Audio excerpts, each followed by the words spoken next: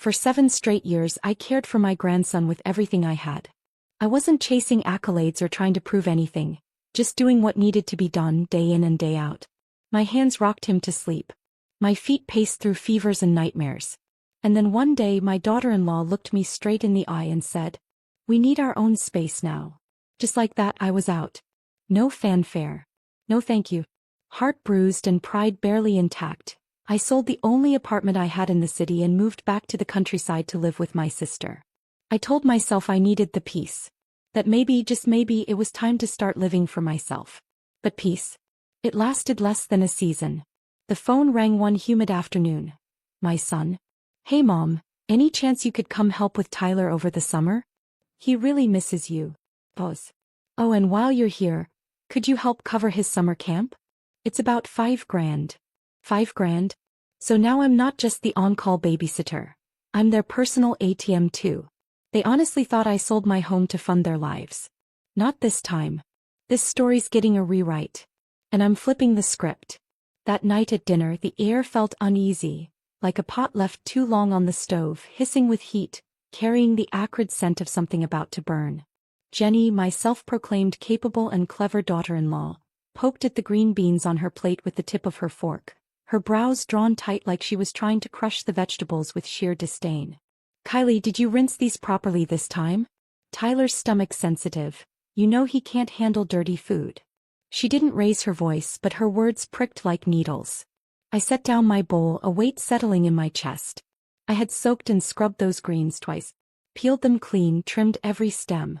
What could possibly still be wrong? Before I could speak, she turned to Tyler.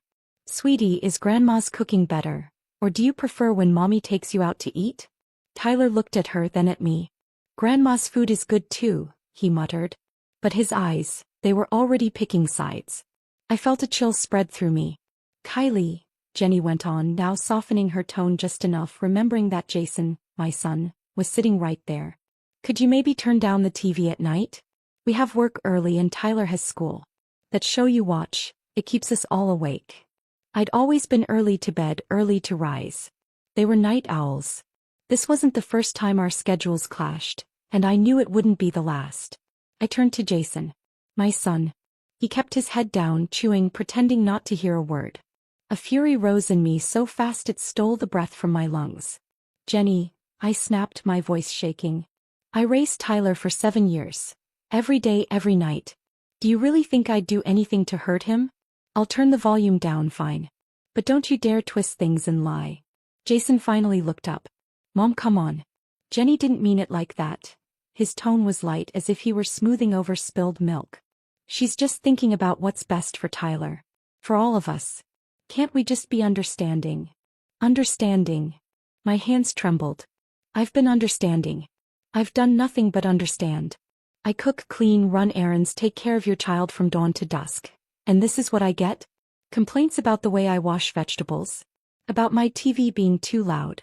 Jenny put her fork down, lips curling into the faintest, polite smile, a blade wrapped in silk. "Kylie, it's not that we don't appreciate you.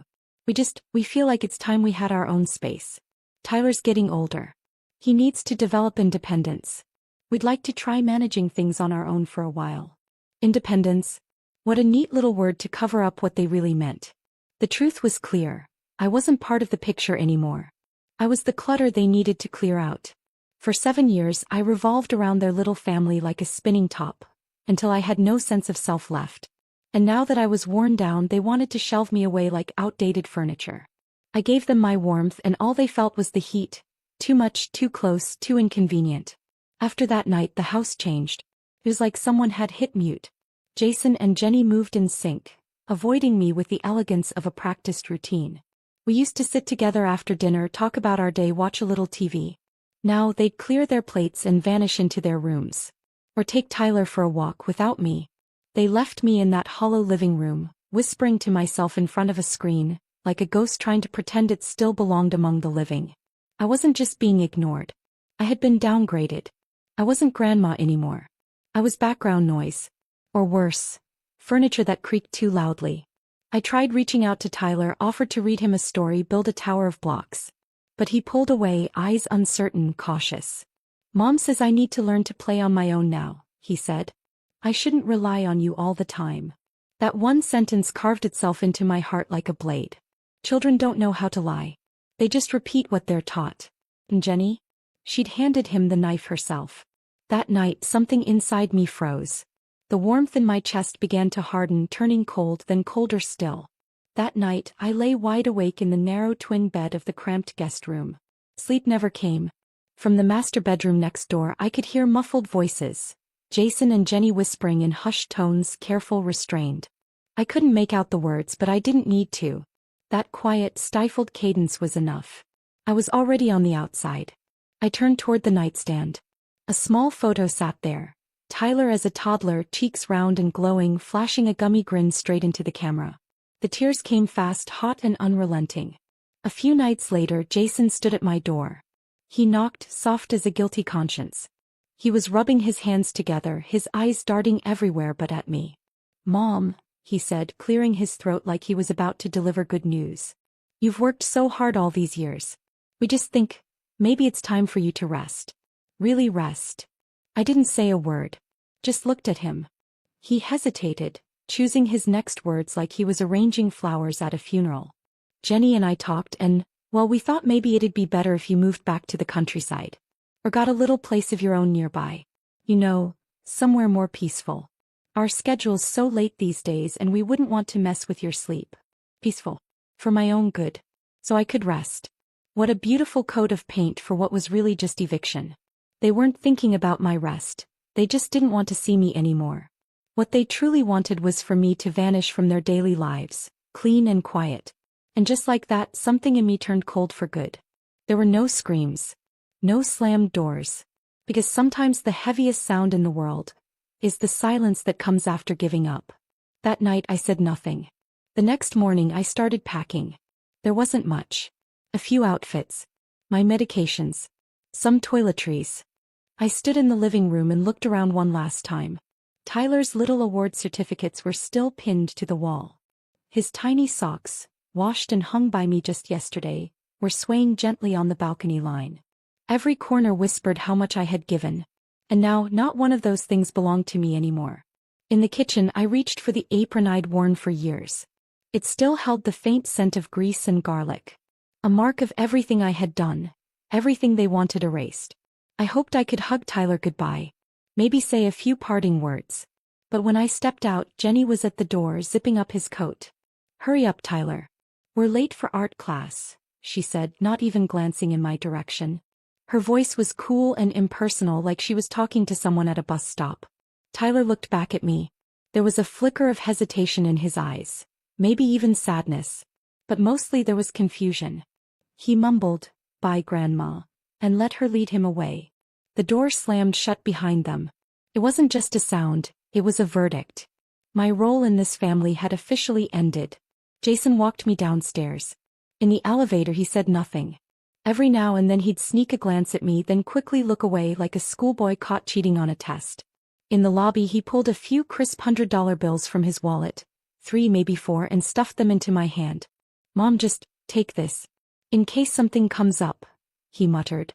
"And if you ever need anything, you can call me." I stared at the bills. In that moment they felt like burning coals in my palm. I didn't take them. I didn't say a word. I simply picked up my small suitcase and walked out without looking back. One step. Then another. My spine straight. My pace steady. Not giving him so much as a window for regret. This wasn't defeat. It wasn't surrender. This was dignity. Let them think they'd written me out. They'd soon see without them I'd live just fine. In fact, I'd live better. By the time I stepped out of the building, the sky had already gone dark. Headlights flickered across the streets. Neon signs blinked over busy sidewalks. The city pulsed with life, restless, relentless. And yet, in all that motion, not a single space belonged to me. I stood on the edge of the sidewalk watching strangers pass like waves. For the first time in my life I felt the world had moved on, without me. Where could I even go? Only one place came to mind, that old apartment. The one my late husband and I scraped and saved to buy. A tiny place, worn but ours. After Jason got married, he invited me to move in with him and Jenny. The apartment had been sitting empty ever since. I'd lived there alone for years before, clinging to memories like they were oxygen. But now was I really going back? To sit alone between those cold, peeling walls and grow old in silence? I turned around and found the cheapest motel I could in the area. The room was barely big enough to open my suitcase. The air was damp, pressing down on my lungs. Mildew curled at the corners of the ceiling. I lay on the creaky mattress, staring at the yellow water stains overhead. Sleep never came. What now? I reached beneath the pillow and pulled out my phone. My hands were trembling as I tapped in the only number that made sense. Nancy. My sister. She'd married into a quiet little town miles away. We hadn't seen each other in years. She picked up after a few rings, her voice warm and groggy with sleep. Kylie, what's going on? Why are you calling so late? I meant to laugh it off. Say something breezy. But the moment I opened my mouth, the tears came hard and fast. I choked on every word, my voice cracking as the pain spilled out in broken pieces. It didn't come out pretty. They didn't need to. She understood everything. Wait, what? They did what? Nancy's voice sharpened, slicing through the static with rage. Jason has completely lost his mind. And that Jenny, what kind of person treats someone like that? Her fury was clear, but her voice never wavered. Kylie, don't you cry another minute. You hear me? Pack your things. Come stay with me. We'll figure this out together. Her words lit a flame in me, cutting through every shadow that had swallowed me whole. Of course. I still had my sister. When the call ended, it felt like a light had flickered back on in my chest. I wasn't going back to that apartment. I wasn't going to sit there waiting for someone to need me again. That place, what used to be my home, was now just a shrine to a life that no longer existed. It was my final emotional anchor, and it had turned into a shackle. Selling it wouldn't just keep Jason and Jenny's hands off it. It would set me free. The next morning I called a real estate agency. The old apartment might have been worn, but it had location on its side, just a short walk to the subway. The agent told me the market was hot, and with the right timing it could fetch a solid price. As I signed the listing agreement, my fingers trembled slightly. But inside I felt a calm resolve I hadn't known in years. This money, this decision, it wasn't for them. It was for me. For the first time entirely for my future. The sale moved quickly. Within a month the buyer signed and the paperwork was complete. When the funds hit my account, not a fortune but more than enough to see me safely through the years ahead, I finally exhaled. I didn't tell Jason. I didn't tell Jenny. They had no idea the apartment had a new owner now. No idea the money was resting quietly in an account under my name. That money was my final secret. And my final armor. I started planning carefully. Part of it I locked into a fixed deposit, not a single cent to be touched. That was my no-compromise safety net. The rest I kept liquid, for the essentials. For whatever the next chapter would bring. Then I bought a bus ticket to a small town in Maine. As the bus pulled away from the city, I watched the skyline blur into a smear of steel and neon. The crowds at the subway entrance. The blinking storefronts. The glass towers I'd once passed every single day. All of it faded into the distance, becoming just background noise. I didn't know what waited for me at the end of the road. But I knew one thing for sure. I was never going back to that house. It felt like escaping a cage. Bitter, strange, strangely freeing. Like finally uncorking a bottle you'd kept sealed for half your life. Only to realize the flavor inside was a mix of every emotion you never gave yourself permission to feel. Relief. Regret. A tinge of fear. But also, peace. Hours later the road curved into green rolling hills. The air shifted. Smelled like pine needles and wet earth. Clean, cool, alive. It felt like something invisible reached out and gently smoothed the knots in my chest. The bus pulled up to the town's tiny transit station. And there she was. Nancy. Standing by the platform with both hands stuffed in her coat pockets, eyes searching the windows. She looked a little older than I remembered. A few more silver strands in her hair. But her smile, bright, wide, unwavering, was exactly the same. Kylie, she called, already moving toward me. The moment she wrapped her arms around me, I broke. Like a lost child who'd finally found home, I buried my face in her shoulder and sobbed. 7 years worth of exhaustion, humiliation, resentment, all of it spilled out in that one embrace. Every disappointment. Every sleepless night. Every moment I stood alone in someone else's home, trying not to breathe too loudly.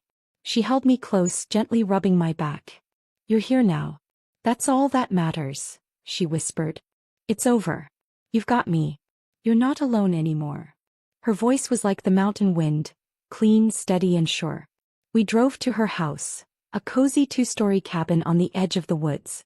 In the front yard, tomatoes, green beans, and corn grew in tidy rows. A few chickens strutted across the grass like they owned the place. The house wasn't fancy, but it was bright and spotless. Everything had its place. Everything bore her touch. There was even a jar of homemade blueberry jam sitting by the window, catching the last golden rays of the afternoon sun. I stood at the doorway and inhaled deeply. The air was rich with the scent of soil and fresh grass. A wind chime clinked softly beneath the porch eaves. Somewhere in the distance, a rooster crowed. And in that moment I finally felt still. City lights may sparkle, but they never warmed me. Here the earth was plain, but solid beneath my feet. And for the first time in a long, long while I felt like I belonged. Life in the countryside was slow and honest. Each morning I woke not to the roar of traffic, but to birds chirping outside the window and the squabble of chickens and ducks in the yard. Gone were the jarring alarms, the concrete glare, and the choking noise. Now the day began with sunlight filtering through the trees and the scent of earth on the breeze. During the day, Nancy and I worked side by side in the garden, pulling weeds, watering rows of vegetables, pruning leaves. Watching those tender green sprouts grow taller day by day, I felt something inside me take root again. We kept a few chickens and every morning brought fresh, warm eggs nestled in straw. Nancy even taught me how to bake bread in a wood-fired oven. That smell, golden crust, smoke, and yeast, was something I'd never known in the city. Every now and then we'd stroll to the town market to buy a few supplies. We'd run into neighbors, chat with old friends. Some of them I didn't even know, but everyone greeted me with the same warm, easy cheer, like the sunlight here. Humble but full of warmth. Sure, the work left my muscles sore. But at night I slept. Deeply. Dreamlessly. No nightmares. No cold silences. No weight pressing on my chest like that old home used to do. Here people spoke plainly, sometimes even a little rough around the edges. But it was honest. Far better than the thin smiles and sugar-coated half-truths I'd grown used to in the city. The old man next door would show up at our door with freshly caught trout.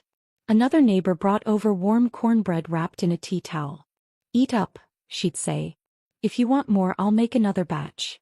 And somehow, those simple words healed more than any apology ever could. Nancy and I often sat on the wooden bench in the yard, peeling string beans as the sun set behind the hills. One evening, as we shelled peas into a metal bowl, she looked over and asked, "Any plans now that you're settled in?" I smiled, glancing at the patch of soil just beyond the porch. "Well, first things first, I want to fix this place up. Make it a little more comfortable to live in." I paused, thoughts already forming. As for the rest of that money, I've been thinking, what if we started something small? The air's clean, the land's good. Maybe a little farm stay? Or we sell the veggies and pickles we grow here. Nothing big, just enough to keep us busy. Nancy's eyes lit up instantly. I've been wanting to do that for years. Just didn't have the funds to get started. But now with the two of us, we could make something really work. Watching her light up like that, I felt steady for the first time in a long while. Back in the city, I spent every day orbiting around Tyler's after-school snacks, Jason's moods, Jenny's whims. I was a frayed piece of thread, pulled in every direction, never allowed to hold shape. But now I tended the land.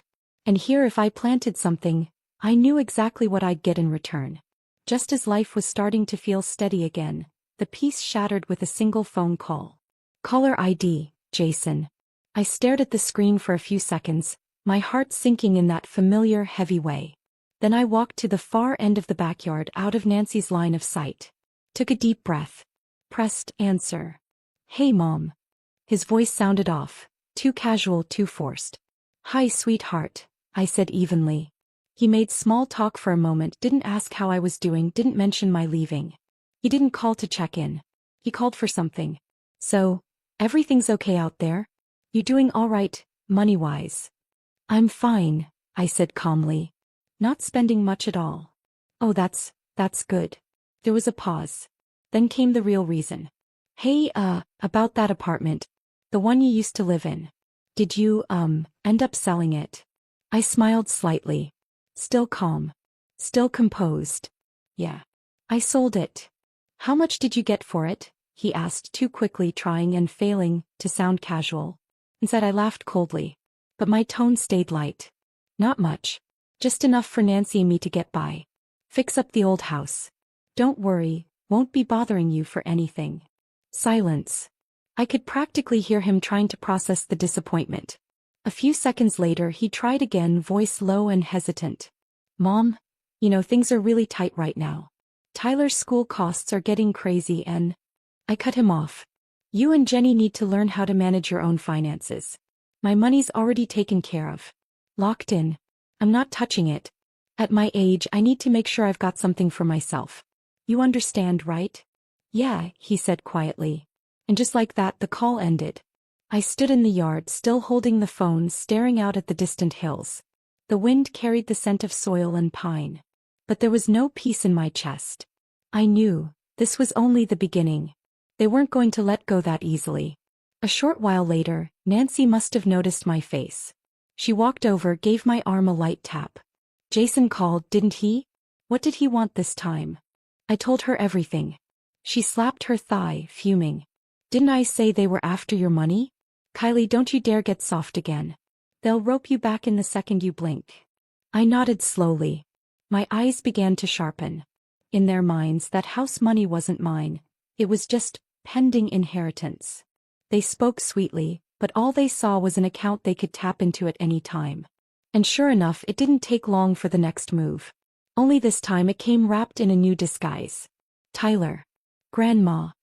His voice was soft, familiar, hesitant, like the sound of old memories tugging at my heartstrings.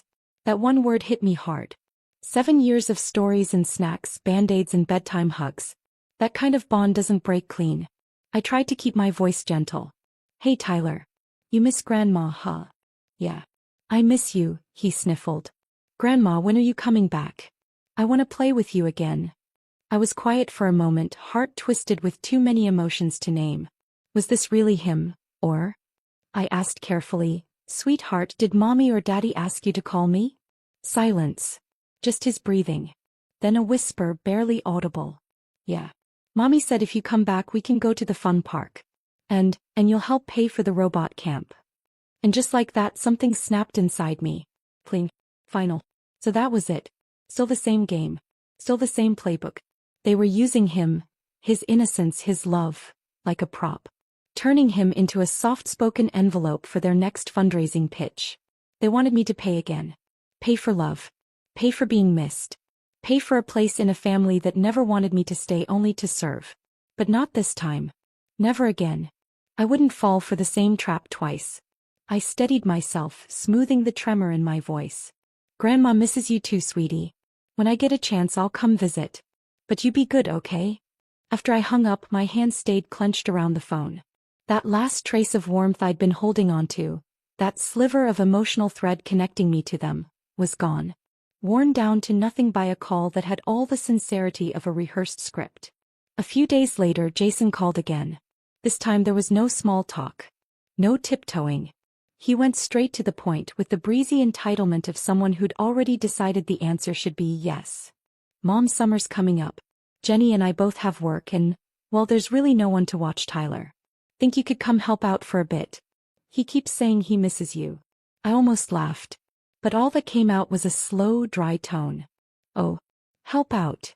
I stretched the words deliberately. If I come back, where exactly am I supposed to stay? Last I heard, your place didn't have room for me anymore. There was a pause. He hadn't expected that. Then came the fumbling attempt at diplomacy. Well, yeah, the apartment's kinda tight. But maybe, I don't know, the couch? Just for a while. Or you could rent something close by. We could maybe chip in for part of the rent. The nerve. That offer rang so loud I could practically hear the calculator clacking in Jenny's head from 3 states away. They wanted me back. Not as a guest, not even as family, but as a full-time on-call nanny. No bed. No comfort. Not even dignity. And I'd get the privilege of paying for it myself with maybe, a partial subsidy for the rent. Like I was some self-funded temp with a mop in one hand and a bank card in the other. The anger rose fast, hot. My knuckles turned white as my nails dug into my palm. But I didn't let it show. I couldn't. They didn't get to see me explode. That would have been a win for them. So I took a slow breath, let the fury slide back into its cage. Then I put on the softest, sweetest tone I could muster. Of course, Jason, I said. I'll get things ready. Can't wait to see my grandson. I paused. And as for the camp fees, we'll talk about that in person. Let them think they'd won. Let them make their little plans. If they wanted my money again, fine. But this time it would be on my terms. I told Nancy everything, word for word. Jason's request. My decision. Every last detail. Her face turned crimson. She shot up from her chair like she was ready to march straight down to the city herself. Kylie, are you out of your mind? They're clearly trying to bleed you dry. You can't go. I gently pulled her back into her seat, placing a calm hand over hers. Nancy, relax, I said softly. I know exactly what I'm doing. My eyes sharpened. This time I'm not going back as a nanny. I'm going back to collect. She blinked. Collect. I gave a cold, humorless smile. They like playing the numbers game, right? Fine. Then let's sit down and really calculate what this so-called family bond is worth. Step 1, housing. They said there's no room for me? Offered the couch? Suggested I pay for my own place? Fine. I'll play along. We sat at the old kitchen table like we were planning a military campaign, laying out every move, every line in the sand. With each detail, Nancy's worry shifted into something else. Her eyes lit up. The fury that had once clouded her face gave way to a focused, electric excitement. Yes, she clapped her thigh. That's exactly what you should do. Let them know you're done being their doormat. I used to pour my heart into that family hoping it would earn me love. All it earned was exploitation. This time I'd be smarter. Sharper. A few days later I started getting ready for the trip back. But not like before. No big tote bags filled with jam or garden-fresh tomatoes or handmade cookies. No mental checklist of who liked what or what might make Jenny smile for once. This time I traveled light. Just a few summer clothes. Essential medications. Nothing more. Because I'd learned something the hard way. No matter how much love you give, you can't force anyone to love you back. All that effort, it only moved me. They never met me halfway. Before I left, I stopped by the local bank and withdrew $2,000 in cash. Split it into neat stacks. Tucked each into hidden pockets sewn inside my clothing. That was all I was bringing. The rest of the house money? Already locked in fixed-term deposits, safely stored away in a plan Nancy and I had arranged together. She knew exactly where the account book and safety key were. That was my armor. No one could touch it. And just to be safe, I looked her in the eye and said, I'll text you every night. If there's even one day you don't hear from me, don't wait. Call the cops. She didn't flinch. You have my word, Kylie. If they lay one finger on you, I swear, I'll be their worst nightmare. With her as my anchor, I finally felt steady. Ready. A few days later, I stood in front of Jason's door with nothing but a small carry-on suitcase in hand. Jenny opened the door. The second she saw me, her face bloomed into an over-enthusiastic smile, syrupy sweet to the point of nausea. Kylie, you're finally here. Come in, come in. Tyler's been asking about you non-stop. Jason stood up from the couch, his smile mechanical, like a fresh mask he'd just strapped on. Hey Mom. You must be tired from the trip. I nodded without a word and wheeled my suitcase straight into the living room. And there was the couch, already laid out with neatly folded blankets and a pillow, like they were hosting royalty on a discount. Jenny, in her most considerate tone, gestured toward it. The house is really tight right now, so we'll have to ask you to make do just for tonight, okay? Once Tyler's on summer break, you'll probably be tired from watching him all day anyway, so just get some good rest. Every word was dipped in honey, but the message was clear. Stay out of the bedroom. Don't make noise. Don't get comfortable. But I didn't push back. Didn't flinch. I smiled pleasantly, set my suitcase down and said, "Oh, I'm fine. Not a big deal." They both visibly relaxed. I could almost hear the exhale of relief. And that's when I struck. But, I added casually, my back's not what it used to be. The couch is a little snug. I also get up 2-3 times a night, lights on, lights off. Wouldn't want to disturb your sleep. I paused, watched their faces tighten like strings pulled too fast on a violin. So I was thinking, there's a nice little motel just outside the complex. Not too expensive. I could stay there instead. That way I can take care of Tyler during the day and head back at night. No disruptions. Win-win. My voice was light, calm. But every word hit like a tack on marble floors. They wanted a free-living nanny? Too bad. This nanny had options and pride. The room froze. They hadn't planned for this. This wasn't part of their script. Jenny recovered first, her voice jumping up a pitch. A motel? Mom, that's so expensive. Why waste money like that?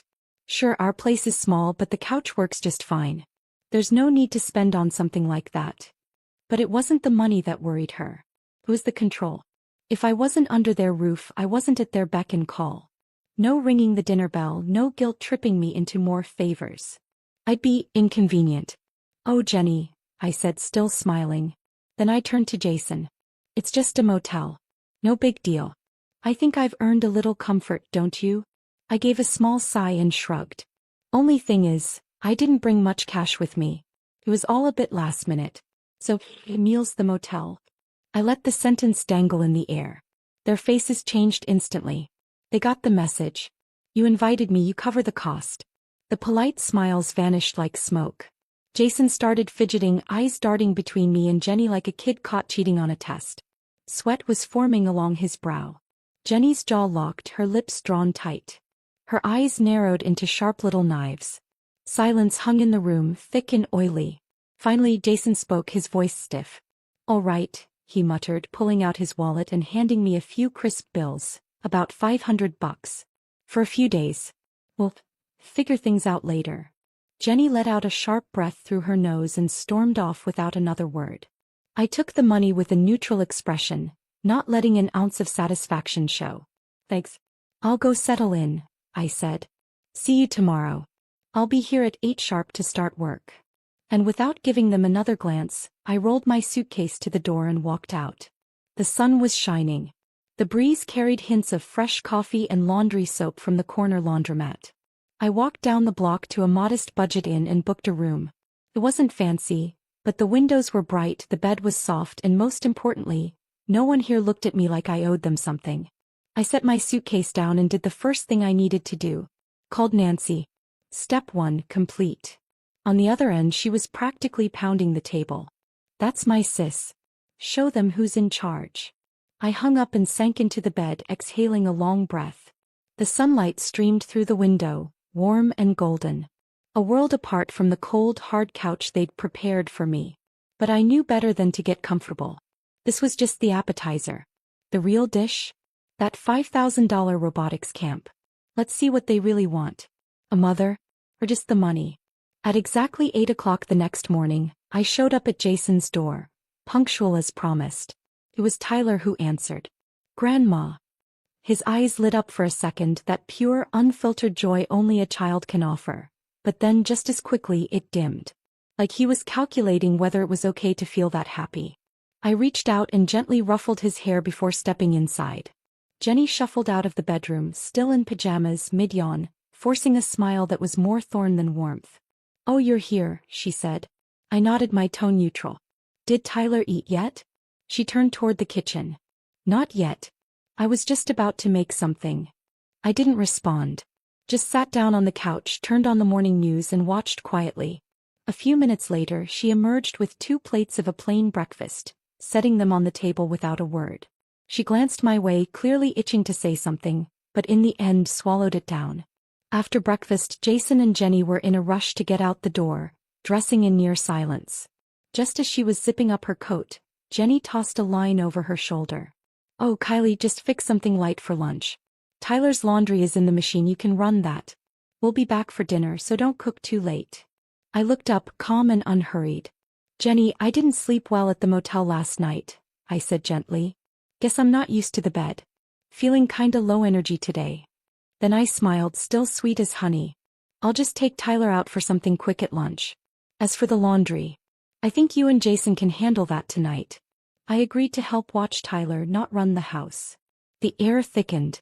Her face felt like a mask slipping. Her lips parted, eyes narrowed like she was ready to carve something into my forehead. But then she noticed Tyler standing there, watching. She bit it back, clamped her mouth shut and slammed the door on her way out. And just like that the rules changed. That entire day I did exactly what I said I would. Watch Tyler. Only that. We watched cartoons, built block towers, took a walk downstairs. As for cooking, cleaning, laundry, untouched. At lunch I took him down to a little deli for sandwiches. When Jenny came home early that afternoon she opened the door and froze. The kitchen looked exactly as she'd left it. Dishes stacked in the sink, garbage bag bulging, counters untouched. Her face tightened on the spot. Before she could even open her mouth, I cut her off with a gentle murmur. Oh, I was feeling lightheaded all afternoon. Just tried to keep Tyler relaxed. Didn't want to risk overexerting myself. Every time she tried to drop a hint, maybe just fold a little laundry? The trash is getting full. I had a calm, immovable answer ready. Pieback's acting up. Doctor told me to avoid overexertion. That's not part of what I agreed to help with. Her jaw kept tightening. Her breaths got shorter. But she said nothing. Because summer was long. And she still needed me.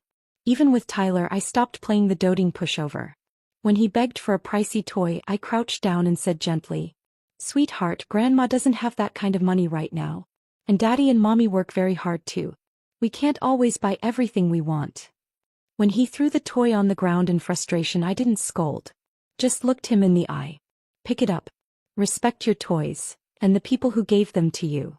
Bit by bit I started planting seeds in that little boy's world. Seeds of boundaries. Of gratitude. Of respect. I couldn't change his parents. But maybe, just maybe, I could leave a small part of myself in him. Something that would outlast this summer.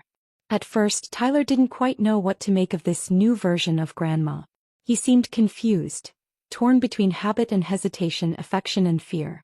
But children are adaptable and instinctive. Within a few days he was orbiting me again, though now and then he'd still parrot one of Jenny's pre-approved lines. I knew it wouldn't be easy to shift a child's worldview, especially with parents like his feeding him scripts. But I had to try. I used to be the give-it-all kind of grandma. Always offering, always fixing, always smoothing things over before anyone asked. Not anymore. No. I was the contract-based grandma. The job description was crystal clear. Childcare only. Cleaning, laundry, cooking. Those were premium services. Priced separately. Days passed and the deadline for the robotics camp crept closer. $5,000 loomed like a clock ticking just behind Jason and Jenny's eyes. At dinner one evening, Jenny decided it was time for another strategic pitch. "Kylie," she said, delicately sliding some food onto Tyler's plate. "This robotics camp is really something. They've got a teacher from Germany and a bunch of kids have already signed up. It'll really help Tyler's application to a good middle school." She glanced at me as she spoke, trying to read my face. Jason quickly chimed in, tone urgent. "Yeah, Mom, the competition's fierce these days. We really don't want Tyler falling behind." I set down my chopsticks, nodded thoughtfully, and leaned in with apparent curiosity. "Oh really? What do they teach? Who's the instructor? Where are the classes held? How many times a week?" I peppered them with questions, sounding genuinely invested. They jumped at the bait, launching into a flurry of details. Coding, teamwork, international STEM programs. Doing their best to sell it like seasoned marketers. When they finally paused for air, I let the silence hang for a second, then sighed and said, "Sounds great really. But, 5,000? That's quite a bit of money." I added a subtle frown to complete the look. Just enough to imply it might be too much for me. Then casually I switched gears. "But, you two have pretty decent jobs now, right? Didn't you buy that new car last year? And Jenny, wasn't that a new designer bag you posted on Instagram not too long ago? So this $5,000 shouldn't be that much of a stretch, right?" I sipped my tea as their faces froze. Jenny's lips thinned, her skin paling slightly. Jason blinked a few times, like he was reaching for a response but finding nothing to land on. Inside I was smirking. But outwardly I stayed calm and pleasant. 5,000, I repeated softly. "That's not pocket change." Jenny finally forced a smile, thin and bitter. "Mom, you know this is really important for Tyler. Jason and I are both working so hard. We just want to give him a better future. We're not trying to make you pay." "Oh, I know," I nodded gently. You both mean well. But I also know your finances. You bought a car. Jenny, you just got a new handbag. So 5,000 shouldn't be that big of a deal. They both flinched just barely, but I caught it. Jason lowered his eyes. Mouth opened, then shut again. He stayed quiet. I lifted my cup and took another slow sip. My funds are already allocated, I said with a shrug. All tied up. I really can't touch them. This one's on you too. Their faces went stiff, like a wall they'd expected to walk through had turned to steel. I gave them one final gentle push. You're the parents. It's your job to invest in your child's future, not rely on someone else to shoulder that cost. Another silence settled across the kitchen, thick and uncomfortable. Jason's hand trembled slightly as he gripped his chopsticks. He glanced at Jenny, then at me. After a beat, he finally spoke. All right, Mom. We'll figure it out ourselves. Jenny said nothing. Her jaw clenched. Her chest rose and fell sharply once before she turned and stormed into the kitchen to clean up. Lips tight, back rigid, the sting of loss written in every movement. She knew she'd lost this round. And that I wasn't the same easy target I used to be. The next morning, right on schedule, I arrived at Jason and Jenny's door. This time not just as grandma but as a woman with boundaries, clarity, and leverage. In my hand was a contract I'd drafted the night before. No more vague expectations. No more emotional blackmail. Just a clear, fair agreement. Jenny opened the door, still wearing that thin, strained smile like a mask about to crack. Morning, Kylie, she chirped. I returned the smile politely and handed her the folder. This is the work agreement I put together yesterday. Her eyes flickered. She clearly hadn't seen that coming. She took the papers, glancing at them warily. Kylie, what's this? It outlines our roles and responsibilities, I said calmly and clearly. You and Jason are both working and I'm happy to help with Tyler during this camp period, but it's important we're all on the same page. This is about respect. About protecting my time and energy, and making sure you know exactly what you can expect from me. She was quiet for a few seconds, flipping through the pages. Every clause was deliberate, unambiguous. Childcare only, no laundry, no meal prep, no errands. Clear hours. A defined schedule. Rest days. Transportation costs. Reimbursed. Overtime. Requires notice and agreement. Her brow tightened as she scanned the lines, jaw tensing ever so slightly. She didn't like it. But she also knew she couldn't refute it. Eventually, she passed the contract over to Jason. The color drained from his face as he read, his fingers fidgeting at the edges. Mom, he muttered, eyes darting from the page to me, what is this?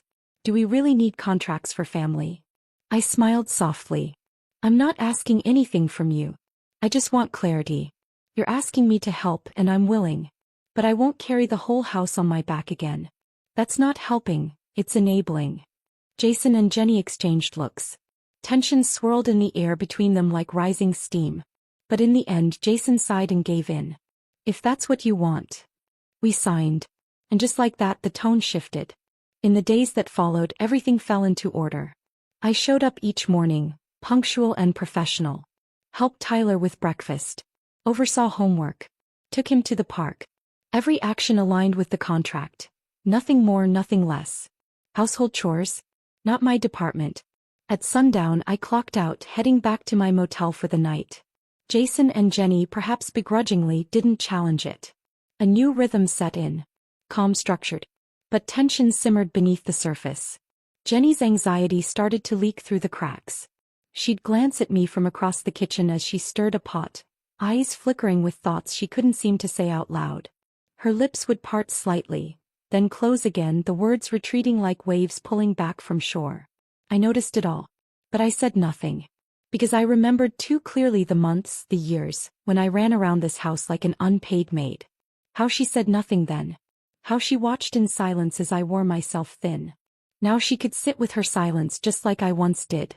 By the second week of my contract-based nanny return, my routine had settled into a quiet rhythm. I clocked in at 8 sharp each morning and clocked out at 6 in the evening like any professional. Tyler and I found our own rhythm too, a calm, respectful bond with clear expectations. But I didn't let my world shrink to the 4 walls of Jason's house. Every afternoon after lunch, I took Tyler to the local community park. It was always alive with motion. Kids chasing bubbles, parents setting out picnic blankets, elderly couples walking slow laps around the lawn. At first we were just a pair on the sidelines. But it didn't take long before the park regulars began to take notice. "You new around here?" The question came from an older woman in oversized sunglasses, her hair silver and swept neatly back.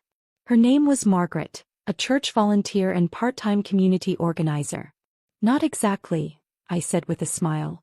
"I'm staying at the motel nearby, just here for the summer to help my son with his boy."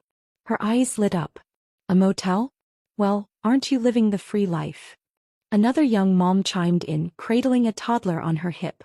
"I thought you were a professional nanny," she said. "You're so gentle with him. And Tyler listens so well." I just smiled. They asked me how I kept Tyler engaged. I shared what I knew: how to use old newspapers to make paper puppets, how to turn pebbles into math games, how we used park benches to learn storytelling. As I spoke, something shifted in their eyes. "You used to be a teacher, didn't you?" "No," I replied softly. "But I raised him myself, for 7 years. With time. With heart." Something about that made the little group fall quiet for a moment. The next day, as soon as we entered the park, a few of them waved us over. One mom with 2 kids handed me a small flyer. "Our church is hosting a family volunteer day on Saturday. We'll be sorting donations, doing some community work with the kids. Would you and Tyler want to come?" I took the flyer with a grateful nod. As I turned back, Tyler looked up at me, eyes full of curiosity. "Grandma, what's a volunteer?" I knelt down to his level and spoke slowly. "It's when you use your time to help others, expecting nothing in return, just because it feels right." He nodded slowly, not fully understanding but sensing the meaning. That evening over dinner I brought it up casually. "Saturday, I'm planning to take Tyler to a volunteer event at the church. That okay with you too?" Jenny's fork paused midair. "The church," she said, voice tight. "You sure?" "Of course," I replied, keeping my tone light. "It's completely safe, and I think it'll be a good learning experience for him." She didn't respond. But her eyes said everything. On Saturday we showed up as promised.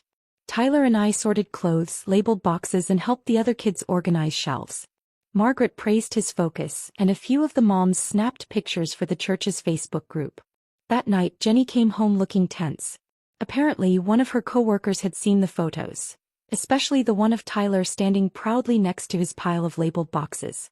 It had racked up the most likes. Jenny's smile was gone. "Mom, don't you think that's a bit much for him? He's only 7. He had fun," I said lightly, then turned to Tyler. "Didn't you, sweetheart?" Tyler looked up from his blocks on the carpet, his eyes shining. "Mommy, I help with clothes today. Grandma said we were doing good things." Jenny didn't reply. She just disappeared into the kitchen. Over the following days, something subtle shifted. People in the neighborhood began to recognize me. Some waved. The moms started inviting us to sit nearby during picnics. Kids started calling me Miss Kylie. Tyler, too, grew more used to our little daily excursions. He started asking if we could go out and help more often. Me. I wasn't trying to replace Jenny. I was simply reclaiming myself, finding the version of me that thrived in the world, not just behind someone else's kitchen sink. As for Jenny, her initial restlessness curdled into a kind of quiet resentment. She stopped trying to challenge me head-on. But the exhaustion in her face grew deeper by the day. One evening after dinner, Jason came over and handed me a glass of water. His voice was low, unguarded. "That church thing, thank you. Tyler's been different lately. In a good way." I nodded, not needing to say more. But inside I knew. The tide was shifting. This wasn't just childcare anymore. This was influence. And I had just begun to use it. It was Wednesday afternoon. Crisp air, golden light, the kind of autumn day that settles into your skin like a gentle memory. After lunch, as usual, Tyler tugged at my sleeve. "Grandma, let's go to the park." I nodded, grabbed our jackets and a bottle of water. As we stepped outside, he slipped his small hand into mine without a word. We wandered slowly along the path by the lake. Tyler veered off toward the grass, kicking at fallen leaves with no real pattern, just the freedom of a child with nowhere urgent to be.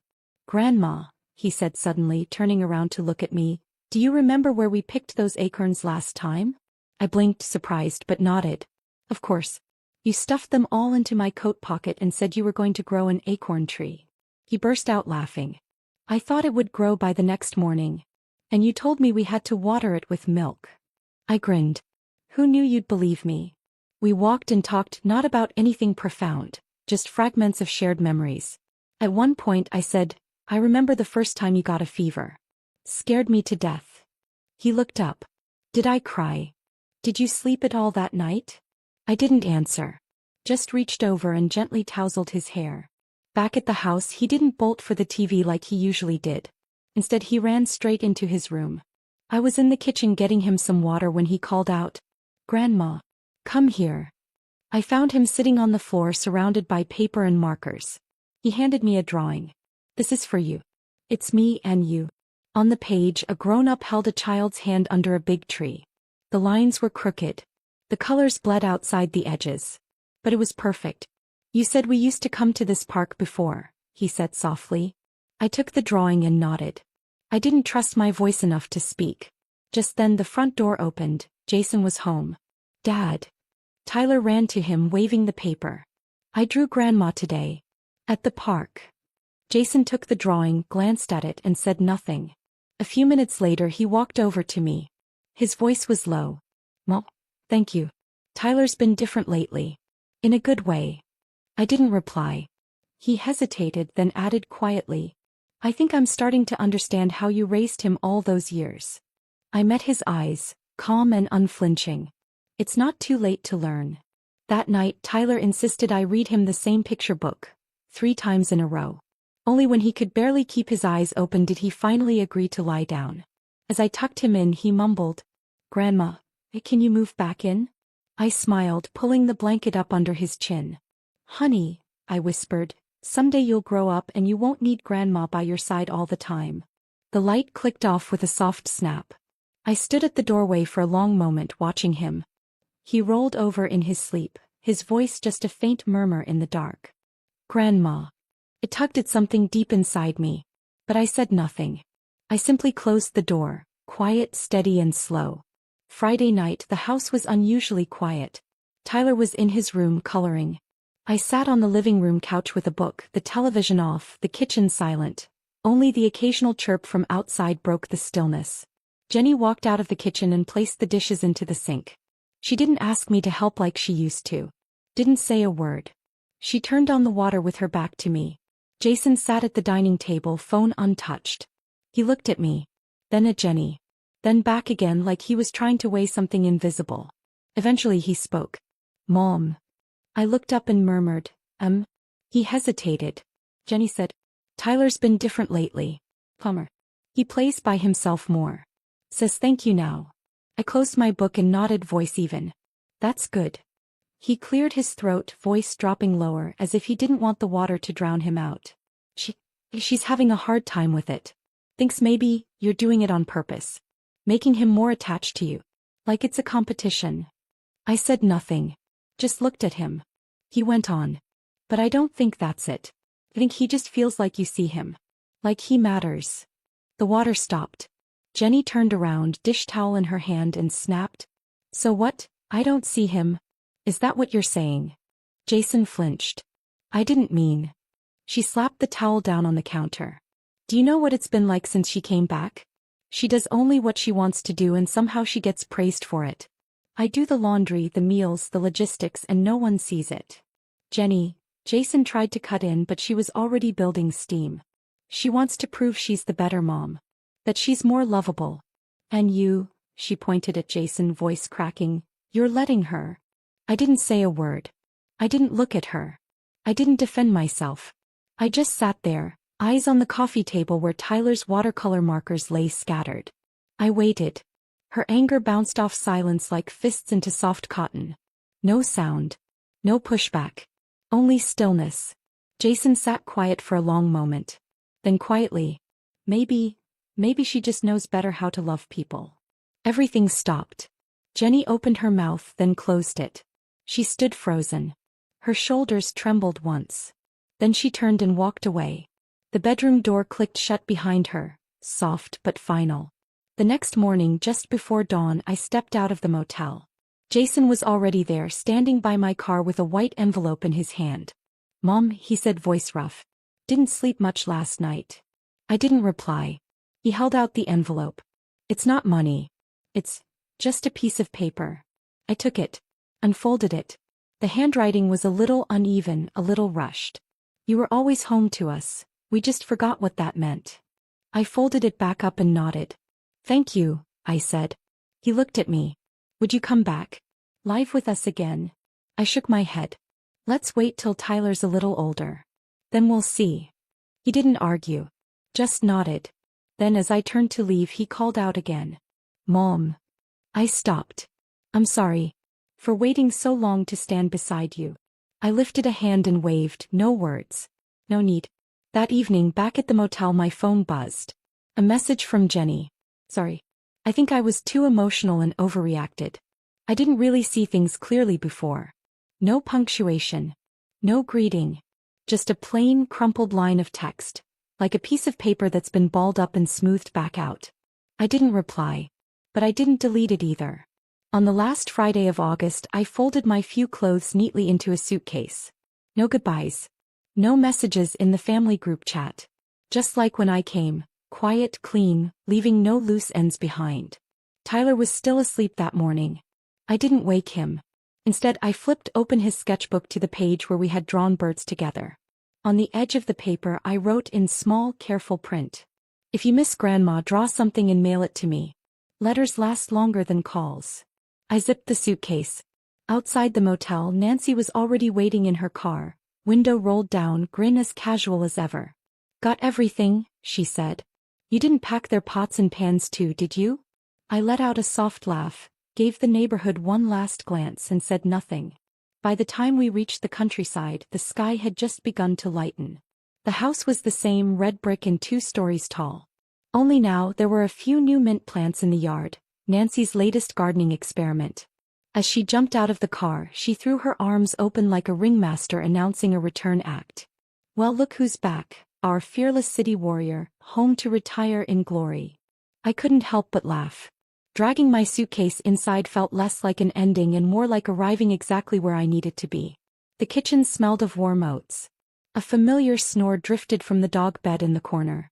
Nothing had changed. And yet, somehow, everything had. Within days, I'd slipped back into my old rhythm. Mornings in the garden. Afternoons making jam. Sometimes a walk through the market with Nancy, arm in arm. The pace was slow. But never empty. One crisp morning, the doorbell rang. "Ms. Kiley," the mailman said, holding out an envelope, "got a letter for you. Looks like it came from the city." I signed for it. The moment I saw the handwriting, my heart skipped. Crooked letters drawn with care. Tyler. I sat down at the little kitchen table and opened it slowly. A piece of stiff, wrinkled cardstock slipped out. A drawing. A little boy, hand in hand with an elderly woman in a blue dress, standing beneath a tree. High in the branches, 3 birds took flight. On the back, in shaky block letters, "Grandma, are you still making blueberry jam? I want to eat your bread again. My teacher said to write about the warmest person I know. I wrote about you. I miss you." I didn't cry. I just stood and walked to the fridge, pinned the drawing up with a magnet anchoring one corner. Sunlight streamed through the kitchen windows, catching the rows of jam jars along the sill. They glowed amber like bottled pieces of summer. I opened a jar, still warm. Tasted a spoonful. It was sweeter than I remembered. Nancy peeked in from the porch. "What's with the face?" she teased. "Let me guess. Someone wrote asking for money?" I looked up and smiled. "No. It's a reminder that I still matter." She raised an eyebrow. "Honey, you run this county. You're the CEO of Blueberry Jam Incorporated." I laughed but didn't answer. Instead, I folded Tyler's letter and tucked it into the wooden box in the back of the kitchen drawer, the one where I kept the important things. Because aging doesn't mean losing value. Sometimes it just means being needed. In a different way.